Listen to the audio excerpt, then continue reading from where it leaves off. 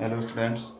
तो आज हम लोग एक नया चैप्टर स्टार्ट कर रहे हैं, that is magnetic effect of electric current. ये फिजिक्स का चैप्टर है। तो ये हमारा नेक्स्ट चैप्टर है। चलिए स्टार्ट करते हैं। तो ये चैप्टर थोड़ा बहुत इलेक्ट्रिसिटी चैप्टर से रिलेटेड है कुछ केसेस में, बाकी इसमें बाकी चीज़ें अलग हैं। तो एक इलेक्ट्रिसिटी का अगर हम लोग इफ़ेक्ट की बात करें तो इलेक्ट्रिसिटी दो तरह के इफेक्ट जनरेट करता है। ये आप छोटे क्लासेस में भी पढ़े होंगे। एक हीटिंग इफेक्ट होता है और एक मैग्नेटिक इफेक्ट। इलेक्ट्रिसिटी जो पिछला चैप्टर 12 था हमारा, उसमें हम लोगों ने पढ़ा था कि किस तरह से इलेक्ट्रिसिटी जब फ्लो होता है किसी कंडक्टर में या किसी वायर में, तो वो इलेक्ट्रिकल एनर्जी हीट एनर्जी में कन्वर्ट हो जाता है और उस हीट एनर्जी का फिर हम लोग अलग अलग इस्तेमाल करते हैं अलग अलग पर्पज़ के लिए डिवाइसेस बनाकर। तो हीटिंग इफेक्ट हम लोगों ने पढ़ लिया है पिछले चैप्टर में। अब हमको पढ़ना है इलेक्ट्रिसिटी का दूसरा effect, that is magnetic effect, है ना। यानी जब इलेक्ट्रिसिटी जब किसी भी कंडक्टर से फ्लो होती है तो उसमें मैग्नेटिक प्रॉपर्टीज आ जाती है। वो मैग्नेट की तरह बिहेव करने लगता है, चुंबक की तरह बिहेव करने लगता है। तो इस तरह का जो इफेक्ट होता है इलेक्ट्रिसिटी का, जिसमें कोई कंडक्टर या कोई वायर मैग्नेट की तरह बिहेव करने लगे, तो उसको magnetic effect of electric current बोलते हैं। ठीक है, तो उसी को हमको समझना है। तो जैसा कि हमारे एनसीईआरटी के चैप्टर में पहला एक छोटा सा एक्टिविटी दिया है, उसको समझ लेते हैं। ये सर्किट डायग्राम है। तो सर्किट डायग्राम से आप अच्छे से परिचित होंगे, सारी चीज़ें आपको अवेयर होंगी कि ये जो स्ट्रेट लाइन्स हैं ये वायर हैं, है ना। और ये जो है सेल्स हैं, कई सारी सेल्स जुड़ी हैं। तो ये बैटरी हमारा हो गया, यानी पावर सप्लाई का सोर्स या इलेक्ट्रिकल एनर्जी सप्लाई का सोर्स। उसके बाद आर जो है वो रेजिस्टेंस है। रेजिस्टेंस को हम लोग इस तरह से डिनोट करते हैं ऑन पेपर। एक्चुअली में तो रेजिस्टेंस हर चीज़ का होता है, चाहे वो कोई भी वायर हो, चाहे बेस्ट कंडक्टर हो या ख़राब कंडक्टर हो, सब में रेजिस्टेंस होता है। बट ऑन पेपर हम लोग समझने के लिए किसी एक जगह पर रजिस्टर को बना देते हैं, जिससे हमको लगे कि हाँ पूरे सर्किट का रेजिस्टेंस उतना ही है। बट एक्चुअल कंडीशन में, रियल लाइफ में, रेजिस्टेंस पूरा जो सर्किट बना है हर जगह होता है। और ओवरऑल वो रेजिस्टेंस जो होता है वो इफेक्ट डालता है इलेक्ट्रिसिटी के सप्लाई पर, उसके वैल्यू पर, कि ज़्यादा करंट फ्लो होगा कि कम, या वोल्टेज ज़्यादा रहेगा कम। ठीक है। बट ऑन पेपर समझने के लिए हम लोग कहीं एक जगह पे ड्रॉ कर लेते हैं। तो ये सिंबल दिया गया रेजिस्टेंस का, इसको भी आप वेल नोन मानते होंगे, मतलब समझते होंगे, याद होगा आपको। रेजिस्टेंस में हम लोगों ने बहुत सारे टॉपिक किए थे और डेरिवेशन किए थे। Then this is the key या फिर स्विच बोल सकते हैं। स्विच ये ऑन कंडीशन में, स्विच ऑन यानी सर्किट क्लोज। सर्किट क्लोज यानी करंट को फ्लो करने के लिए बंद रास्ता मिलेगा। जब बंद रास्ता रहता है करंट के लिए, क्लोज पाथ रहता है या क्लोज सर्किट रहता है, तभी करंट फ्लो होता है, ये आप जानते होंगे। ये सारी चीज़ें, बेसिक चीज़ें आप पढ़े होंगे पिछले क्लास में, मतलब पिछले चैप्टर में, इलेक्ट्रिसिटी चैप्टर में। ओके। तो ये करंट का फ्लो का डायरेक्शन है हमेशा पॉजिटिव टर्मिनल से निगेटिव टर्मिनल की तरफ करंट फ्लो होता है। That's okay. तो ये ब्लैक वायर मैंने बनाया, लेकिन यहाँ पे ब्लू वायर जैसा कुछ बनाया। ब्लू बनाने का अर्थ है कि मान लेते हैं कि ये पूरा है वायर, कंडक्टिंग वायर है, और यहाँ पर क्या हो रहा है कि यहाँ पर एक मैंने कोई आयरन नेल, लोहे का कील लगा दिया है मोटा सा। ठीक है, लोहे का कील लगा दिया है, उसको दोनों तरफ से वायर से कनेक्ट कर दिया और सर्किट क्लोज हो जा रहा है। ठीक है। अब पावर सप्लाई लगा है, बैटरी वगैरह हमारा लगा हुआ है, तो जैसे ही सर्किट क्लोज होगा करंट फ्लो होने लगेगा। ठीक है। अब इस जो मोटा थिक आयरन नेल है, मोटा सा नेल है जिसमें करंट फ्लो हो रहा है सर्किट के थ्रू, उसको क्या कर रहे हैं हम लोग, उसके पास में एक, ऑलमोस्ट पास में, एकदम सटाना नहीं, एकदम टच नहीं कराना है, उसके पास में एक हम लोग कंपस नीडल रख देंगे। ठीक है। अब ये कंपस नीडल आप जानते होंगे, इसमें जो इसके अंदर मैग्नेट होता है ना, यानी इसके दोनों पोल हमको पहले से वेल नोन होते हैं, पता होते हैं कि कौन सा नॉर्थ पोल है कौन सा साउथ पोल है। ठीक। तो जैसे ही हम लोग कंपस नीडल को इस थिक आयरन नेल या मान लीजिए मोटा सा तार ही है, कुछ भी हो सकता है, मोटा तार मैंने लगा दिया है, बाकी वायर से थोड़ा सा थिक है, तो वहाँ पे आप देखेंगे कि ये जो हमारा कंपस है इसमें डिफ्लेक्शन होगा, इसकी सुई जो होगी इधर उधर होने लगेगी। मतलब इसको, इसमें कंपन हो रहा है, मतलब इसको फूका जा रहा है, हवा दी जा रही है, ऐसा कुछ नहीं हो रहा है। सारी चीज़ें कांस्टेंट है, कुछ भी हवा या इस तरह का कुछ भी फैक्टर नहीं है जो इसको हिला रहा है। तो ओनली फैक्टर क्या है, इसमें फ्लो होता हुआ करंट। तो जब करंट इस सर्किट में फ्लो हो रहा है और इसी के बगल में रखा हुआ है हमारा कंपस निडल, तो कंपस निडल भी नॉर्थ साउथ की तरफ डिफ्लेक्ट होने लगा हल्का हल्का। तो इससे क्लियर होता है कि जब करंट किसी कंडक्टर से या किसी वायर से होकर गुजरता है तो उसमें मैग्नेटिक फील्ड जनरेट होता है। ठीक है, उसमें मैग्नेटिक फील्ड जनरेट होता है और वही मैग्नेटिक फील्ड की वजह से जो हमारा कंपास होता है वो नॉर्थ और साउथ की तरफ डिफ्लेक्ट होता है। आप छोटे क्लासेस पढ़े होंगे बेसिक कॉन्सेप्ट के, किसी भी जो मैग्नेट होते हैं उसको दो पोल होते हैं, नॉर्थ और साउथ, और वो नॉर्थ और साउथ की तरफ ही डिफ्लेक्ट होता है, मूव करता है। वो कब मूव करता है? जब उसके सामने दूसरा कोई मैग्नेटिक फील्ड हो। ठीक है, तो यहाँ पे मैग्नेटिक फील्ड जनरेट हो रहा है सर्किट में, इस कंडक्टिंग वायर में, और उसकी वजह से हमको कंपास नीडल में ये डिफ्लेक्शन देखने को मिल रहा है नॉर्थ और साउथ की तरफ। ठीक है, क्लियर है? चलिए, तो ये कॉन्सेप्ट क्लियर हो गया। अच्छा, तो ये जो कॉन्सेप्ट था या इसको प्रैक्टिकली बहुत ही सही मैनर में समझाया था जिन्होंने, उनका नाम था Hans Christian Oersted. Hans Christian Oersted जो थे, उन्होंने ही इसको एक्सपेरिमेंटली करके सिद्ध किया था इलेक्ट्रोमैग्नेटिज्म के कॉन्सेप्ट को। किसको? इलेक्ट्रोमैग्नेटिज्म। इलेक्ट्रोमैग्नेटिज्म मतलब इलेक्ट्रो मतलब इलेक्ट्रिसिटी, मैग्नेटिज्म मतलब मैग्नेटिक प्रॉपर्टी। ठीक है, इलेक्ट्रिसिटी की प्रॉपर्टी मैग्नेटिक भी होती है। इसका अर्थ क्या हुआ कि इलेक्ट्रिसिटी मैग्नेट की तरह भी बिहेव करता है। उसका सीधा सा एग्जांपल हम लोग देख रहे हैं। जब ये सर्किट क्लोज है, करंट फ्लो कर रहा है, तो ये उसके पास में रखा हुआ जो कंपास निडल है उसमें डिफ्लेक्शन हो रहा है नॉर्थ और साउथ की तरफ। और डिफ्लेक्शन तभी होता है जब उसके आसपास कोई मैग्नेटिक फील्ड हो। तो मैग्नेटिक फील्ड इस वायर के अराउंड या इस कंडक्टर के अराउंड जनरेट हुआ है, जिसकी वजह से इस कंपास निडल में डिफ्लेक्शन हुआ है। तो इसी प्रॉपर्टी को हम लोग बोलते हैं इलेक्ट्रोमैग्नेटिज्म। ये इलेक्ट्रोमैग्नेटिज्म प्रॉपर्टी है या फिनोमेना है जिसमें इलेक्ट्रिकल चीज़ें, जिसमें इलेक्ट्रिसिटी फ्लो हो रही है, वो मैग्नेट की तरह बिहेव करती हैं। तो इसको सबसे सही और करेक्ट वे में जिन्होंने रिप्रेजेंट किया था या समझाया था वो थे हैंस क्रिश्चियन ओर्स्टेड। ठीक है, हैंस क्रिश्चियन ओर्स्टेड ने इसको बहुत ही सही तरीके से एक्सप्लेन किया था।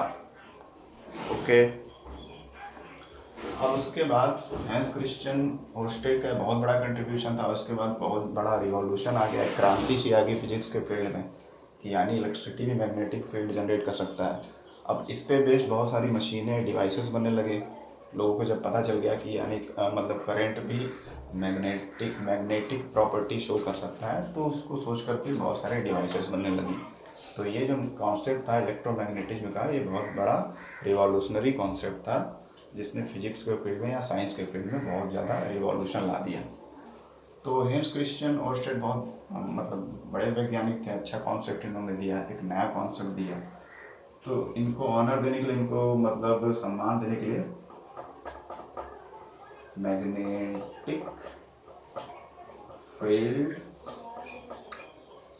स्ट्रेंथ, मैग्नेटिक फील्ड स्ट्रेंथ एक क्वांटिटी होता है, एक टर्म होता है फिजिक्स में जो इसी चैप्टर से रिलेटेड है, लेकिन फिलहाल आपको उतना नहीं पढ़ना है, वो 12th क्लास में या 11th पढ़ेंगे फिजिक्स में। तो मैग्नेटिक फील्ड स्ट्रेंथ यानी मैग्नेटिक फील्ड का स्ट्रेंथ क्या है, मतलब कितना ज़्यादा स्ट्रॉन्ग मैग्नेटिक फील्ड है, कितना कमज़ोर मैग्नेटिक फील्ड है। इसके स्ट्रेंथ को एक यूनिट से दिखाया जाता है। उस यूनिट का नाम है ओर्स्टेड। और ओर्स्टेड किसके नाम पे दिया गया? हैंस क्रिश्चियन ओर्स्टेड के नाम पे। इनको ही, इनके ऑनर में ही मैग्नेटिक फील्ड स्ट्रेंथ का जो यूनिट दिया गया वो ओर्स्टेड दिया गया।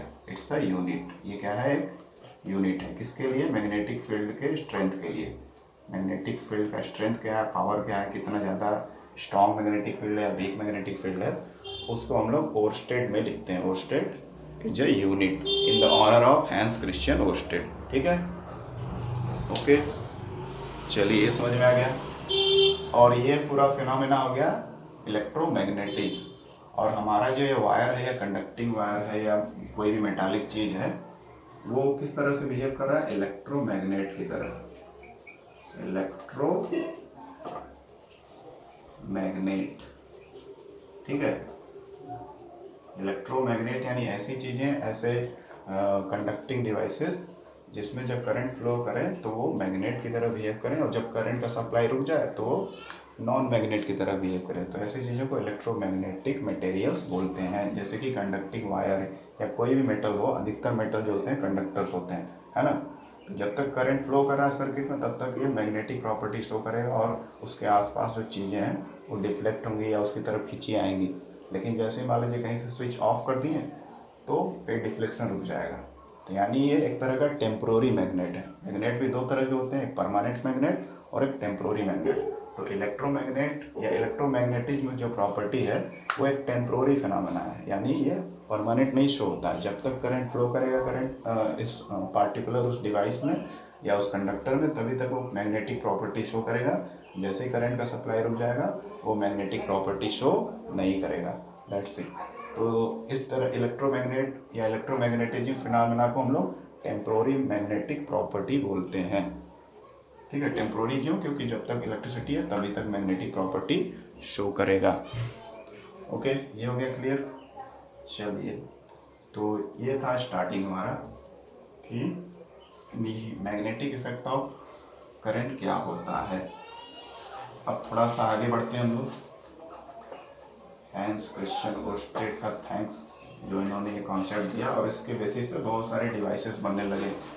मैग्नेटिक इफेक्ट पे आधारित बहुत सारे डिवाइसेस हैं जहाँ भी मैग्नेट यूज किया जाता है सर्किट में, जैसे रेडियो हो गया, टीवी हो गया। अंदर आप देखते होंगे उसके डिवाइस जब खराब होता है तो मैग्नेट लगा रहता है, तो मैग्नेटिक इफेक्ट उसमें क्रिएट करने के लिए यूज किया जाता है। तो बहुत सारे डिवाइसेस बनने लगे based on this electromagnetic phenomena. Okay, चलिए, तो उसके बाद क्या करना है, मैग्नेटिक इफेक्ट।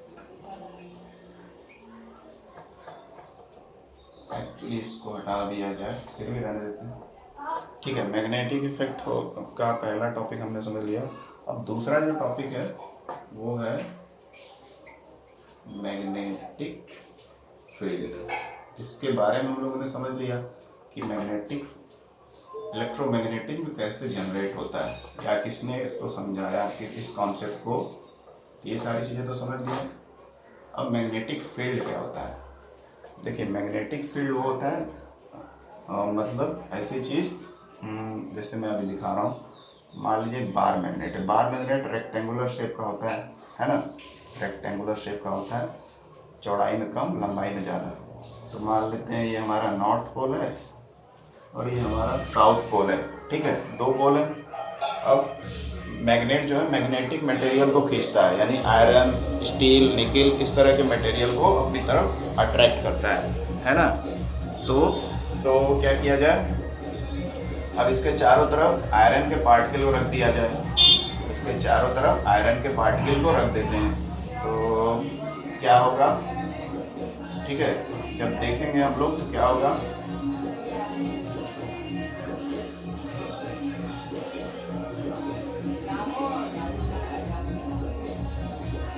इस तरह से कुछ हम लोग पैटर्न देख सकते हैं।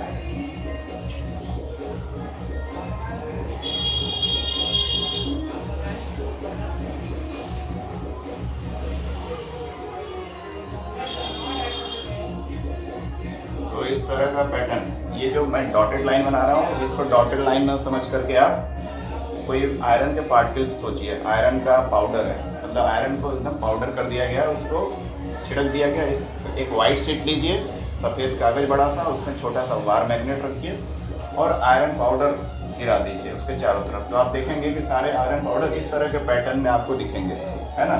सारे आयरन के जो पार्टिकल हैं वो कुछ इस तरह के दिखेंगे, है ना। तो ये क्यों दिखेगा? सारे आयरन पार्टिकल इस तरह से क्यों अरेंज जाते हैं? क्योंकि मैग्नेट के चारों तरफ एक एरिया होता है ना।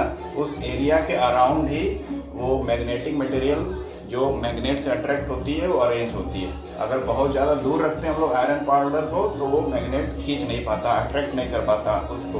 ठीक है, तो मैग्नेट के चारों तरफ जो एक एरिया होता है जिसमें मैग्नेटिक फील्ड एक्सपीरियंस किया जाता है और जिसकी वजह से मैग्नेटिक मटेरियल यानी आयरन, स्टील की चीज़ें उसकी तरफ खींची आती हैं, उस प्रॉपर्टी को या उस फील्ड को या उस एरिया को हम लोग मैग्नेटिक फील्ड बोलते हैं। ठीक है, तो मैग्नेटिक फील्ड को डिफाइन करना हो तो it is the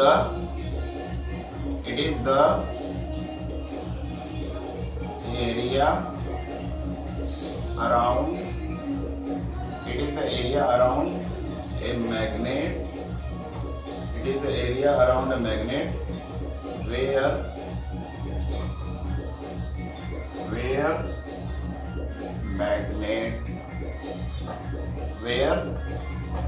effect of magnet can be experienced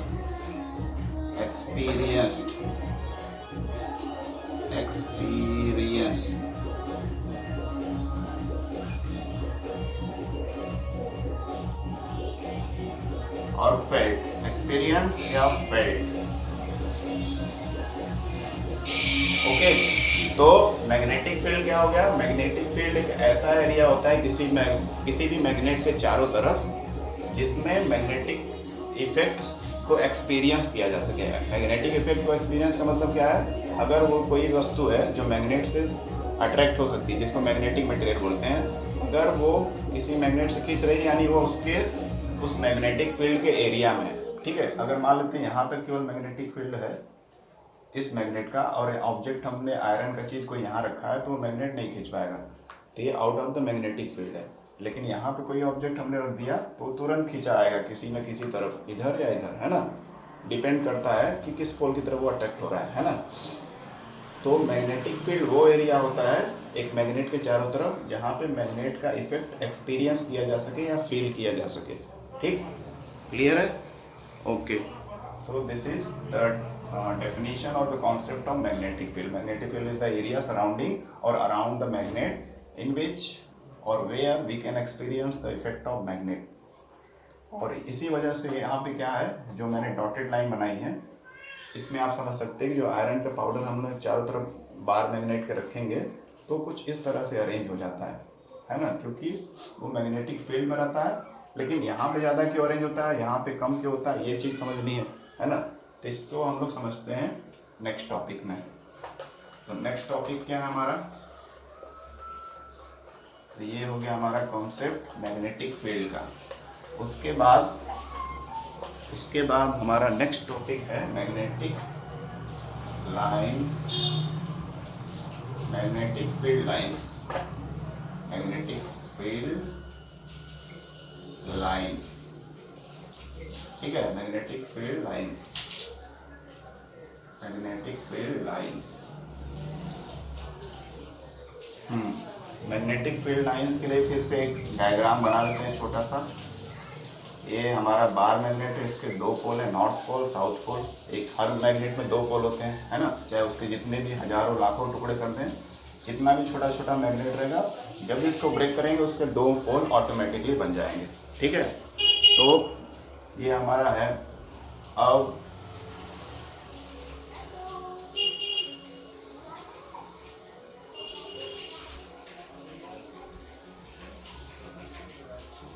अब ये कुछ इस तरह का पैटर्न हमको देखने को मिलता है। ठीक है, ये कुछ इस तरह का पैटर्न हमको देखने को मिलता है। ये कुछ तरह का पैटर्न यहाँ पे तो ऐसे सब मर्ज हो जा रहा है, एक दूसरे से अटैच हो जा रहा है, बट एक्चुअली में ऐसा नहीं होता है ना। एक्चुअली में ऐसा नहीं होता है। सारे मैग्नेटिक लाइन सेपरेट होते हैं और यहाँ पे ज़्यादा दिखते हैं, है ना। तो मैग्नेटिक फील्ड लाइंस क्या होती है? मैग्नेटिक फील्ड लाइंस वो होती हैं जो मैग्नेट जहाँ तक वो जाती हैं वहाँ तक मैग्नेटिक फील्ड का असर होता है, यानी वहाँ उस एरिया तक मैग्नेटिक इफेक्ट को समझा जाता है या फील किया जाता है। ठीक है, इनविजुअल होती हैं, ये दिखती नहीं है। तो मैग्नेटिक फील्ड लाइन जहाँ तक फ्लो करती रहती, मूव करती रहती हैं, वहाँ तक मैग्नेटिक फील्ड का एरिया कहलाता है। तो हम उसको कुछ इस तरह से दिखा सकते हैं, है ना।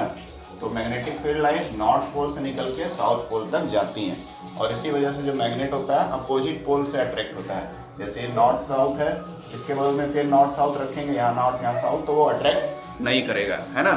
तो अपोजिट पोल होना जरूरी है। ये मैग्नेटिक फील्ड लाइन से और नॉर्थ पोल से निकल के साउथ पोल तक जाती है और अंदर तक जाती हैं, ऐसे एक कंटिन्यू पैटर्न बना लेती हैं। जितनी बार भी जाएंगी कंटिन्यू पैटर्न बना लेंगी और एक दूसरे से कभी ओवरलैप नहीं होंगी, है ना। तो इस बेसिस में हम लोग बोल सकते हैं कि मैग्नेटिक फील्ड लाइन की कुछ प्रॉपर्टीज के बारे में कि originates from north pole, N pole यानी नॉर्थ पोल पूरा आप लिखेंगे,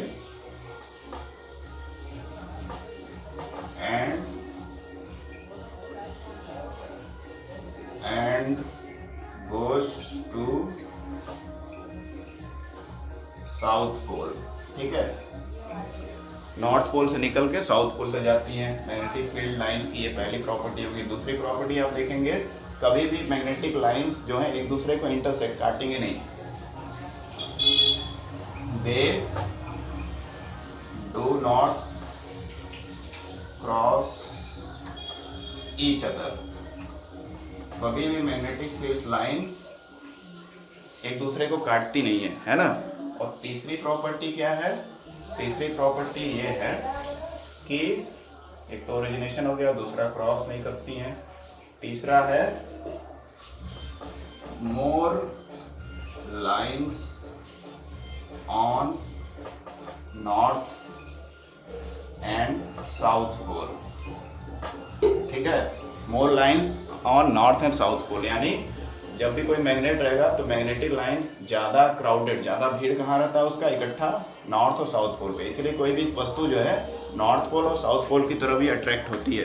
ठीक, तो तीन प्रॉपर्टी मैग्नेटिक फील्ड लाइंस की हमको पता चल गई कि magnetic field lines north pole से निकल के साउथ पोल तक जाती हैं और इसलिए ये अपोजिट पोल की तरफ ही अट्रैक्ट करते हैं मैग्नेट। दूसरा कि they do not cross each other, जो मैग्नेटिक फील्ड लाइंस हैं वो कभी भी एक दूसरे को काटती नहीं है। यहाँ पे हम लोग को